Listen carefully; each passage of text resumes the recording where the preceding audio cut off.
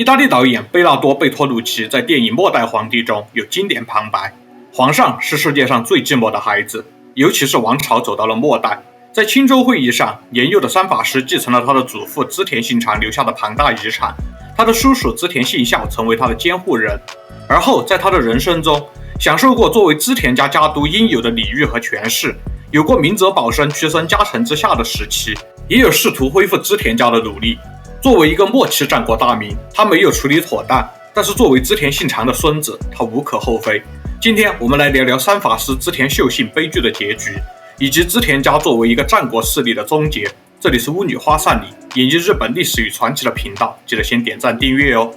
三法师是织田信长嫡子织田信忠的嫡子，1580年出生，又名三法师。他的生母可能是岩川长满的女儿德寿院，也有可能是深可成的女儿，还有田村太夫的女儿、近藤氏的女儿等等说法，或者也有可能是武田信玄的女儿松基，这个现在基本是个谜，毕竟信忠也是英雄本色。1582年，受命带领大军路过京都的明智光秀突然在本能寺发动叛变，完成了当时世界人民喜闻乐见的日本文化活动下课上。当然，现在还有更让世界人民喜闻乐见的日本文化活动，这个你们应该比我清楚，我就不细说了。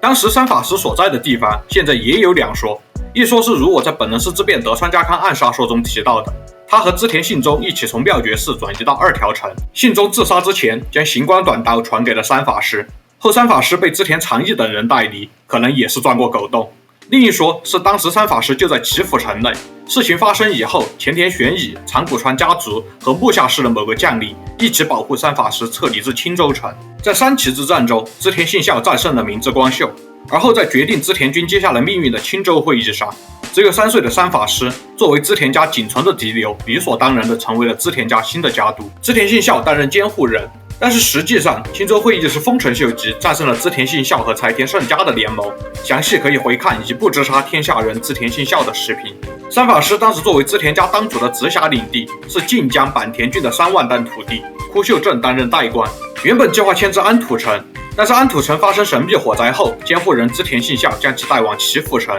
安土城修复之后，织田信孝、柴田胜家、陇川一义的联盟拒绝将三法师送回，丰臣秀吉以此为借口围攻岐阜城。柴田胜家因为天气原因无法支援，信孝投降。此战之后，信孝将三法师交给了羽柴秀吉，与秀吉结盟的织田信雄成为了三法师新的监护人。基本上从此织田信雄就成为了实际的织田家家督。1584年，三法师搬到了丹羽长秀的坂本城，实力强大的羽柴秀吉正在继续推进日本统一事业。1588年，9岁的三法师在岐阜城元服，取名织田三郎秀信，并从朝廷获得了众司为下的官职。同年9月，后阳城天皇行幸居了地，为即将到来的丰臣秀次政权的干部们背书，织田秀信同行。此次行幸的天皇侍从排位被认为是朝廷预期的秀次时代各家族的排名，织田秀信排名第5。1590年小田原之战，织田秀信率领6番队参战，此时11岁的他已经成为了左备大将。在战场上，他实际上是在枯秀正的阵中率领火枪队。其实在明面上，丰臣政权和朝廷对这位织田家的合法继承人还是给予了应有的礼遇。1592年9月9日，丰臣秀胜去世，丰臣秀吉安排织田秀信接管了秀胜在美浓岐阜的13万担领地。在此，来自土岐氏和斋藤家的旧织田美浓派大名们重新集结到了织田秀信的麾下。补生世家的庶长子补生元实和剑豪竹达庄藏等人也前来侍奉织田秀信。1592年12月，织田秀信建造进岛凑，之后向商船们发放允许航行到凑地的许可。1594年，遵循祖父织田信长的做法，下令保护捕鱼业。同年，文禄之役爆发，原先秀信并没有被要求参战。1593年，日本计划大军进攻晋州城，向天下大名发出普请，要求织田秀信率领6000人支援。最后是4018人织田军参与了进攻。此战中，织田秀信的家臣井户觉弘从韩国带回一种茶碗，现在典型的日本饭碗井户碗便是仿制至此。1593年，秀信回国，获赐羽柴信。10月3日，随丰臣秀吉进京。此时的记录中，秀信的官职为岐阜中纳言，可见他已经达到了中3位的高官阶。一般认为，他在这个时候已经有了正室和田孙太夫之女。有趣的是，他爹织田信忠可能也有一个侧室是和田孙太夫之女啊，相当的乱，相当的乱。1594年正月，织田秀信又作为新宫家众的一员进京。5月23日，明朝使臣沈惟敬到达名护乌城，与丰臣秀吉和谈。德川家康、前田利家、织田秀信等人列席日本代表团。1595年正月，秀信随关白丰臣秀次进京，在秀次的建议下，他皈依了基督教，受洗名为佩德罗，基本是加入了秀次阵营。3月8日，丰臣秀吉到居勒地与丰臣秀次谈判，之后丰臣秀次一派逐渐失势。虽然这对秀信自己的领地影响并不大，但是他似乎从此在中央的话语权降低了。丰臣秀吉去世之后，石田三成与德川家康的对立路人皆知，一场新的决定日本霸主地位的大战不可避免。织田秀信开始在领地内实行先军政策，试图在短时间内提高军事筹码。1599年闰3月，石田三成战斗中失败，被软禁于佐贺山城。秀信向岐阜城的陇川主善下令，加强稻叶山和町口的防御备战。同年晚些时候开始，织田秀信与耶稣会以及丰臣秀赖势力频繁会面，试图获得旧丰臣秀次势力的支持。一般认为，直到这个时候，织田秀信还是倾向于支持德川家康。1600年初，他被丰臣家赏赐黄金200枚和约3000担的军表。同年，德川家康发动会津征伐，原计划织田秀信会在7月1日出征支持，但是由于整备耽搁，织田军出发被推迟了。在此期间，秀信收到了石田三成的承诺，若能击败德川家康，将恢复织田家龙兴之地美浓国和尾张国。后织田秀信决定加入西军。更糟糕的是，大部分信长时期后留下来的美浓派的织田家臣都选择效忠秀信的决定。此时的织田家家老笔头白百纲家和秀信的叔祖父织田长义劝他转头支持德川家康，秀信不听。据说织田秀信为了向主张支持西军的家老们展现决心，在与石田三成的和谈中采用了强硬态度，并且派兵协助本院士教儒返回京都。最终，除了织田有乐在外，织田家几乎所有人都跟随秀信加入了西军。这场石田三成与德川家康的决战，已将成为织田家的最终豪赌。在得到石田三成派来的援军之后，织田秀信试图先抵挡住美浓国内的东军威胁。8月22日，派遣白百纲家、饭沼长资等人率领2500骑作为先锋进入木曾川沿岸的米野，并且在中野村配置了木造长政的1000人后备，又在新加纳村配置了佐藤方正的1000人作为游击，以此建立木曾川防御线，迎击池田辉正、福岛正则等人。织田秀信自己则是亲率1700骑，在上川守村的研磨堂布阵指挥。织田军共计6500人，是为米野之战。虽然记录很少，但是从发现的书信、军令等等文件可以看出，秀信的行军指挥风格相当积极。虽然战术上织田军取得了优势，并有斩首大名家老的战绩，但终究是寡不敌众。饭沼长资、富永胜吉等人战死之后，织田军败退。傍晚，侧翼的山浦重胜所防守的竹鼻城也陷落，山浦重胜战死。被逼入了绝境的织田秀信在22日晚上向大原城和犬山城请求援军，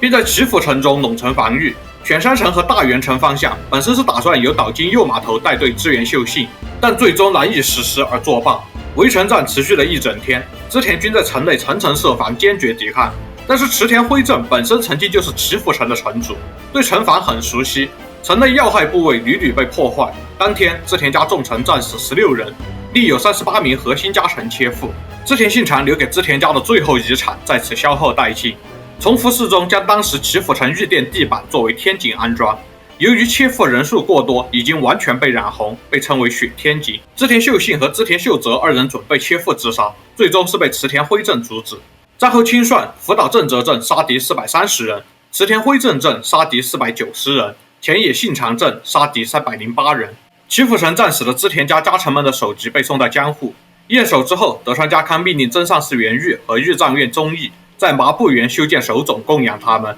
但是这个手冢现在还没有被发现。离开岐阜城的织田秀信在上加拉的近泉坊剃发出家，而后被送往尾张的知多。作为敌军大将，织田秀信当然应该被处死，但是由于福岛正则的势力与以前织田秀信的势力交往颇深，而且福岛正则看到秀信想在死前给所有为织田家战斗到最后的将领们写感谢信，被深深的触动，因此福岛正则请求以自己的武功为交换，免秀信一死。于是德川家康决定没收织田家的13万担领土，将秀信流放到高野山。幸存的织田家家臣们大多被福岛家、池田家和前野家接纳。家老笔头白百纲家先是成为浪人，而后被山内一丰找到收为家臣。秀信到达高野山后，僧人们得知他是织田信长的孙子，表示这可真是佛祖显灵，天道好轮回。没想到织田家的家督也要投靠高野山了。果断设立关卡拒绝他进入。经过池田辉正的加成协调，直到10月28日，秀信才被允许进入高野山。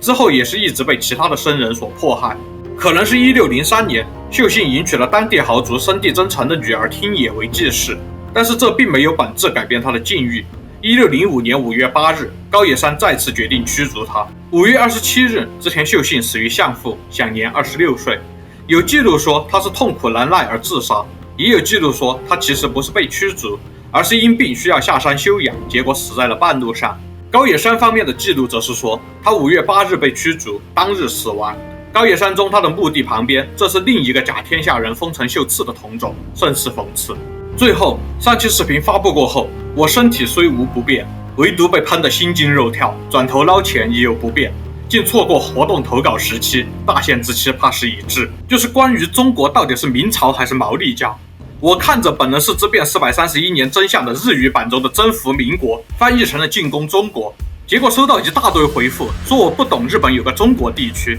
本意应该是说要进攻毛利家。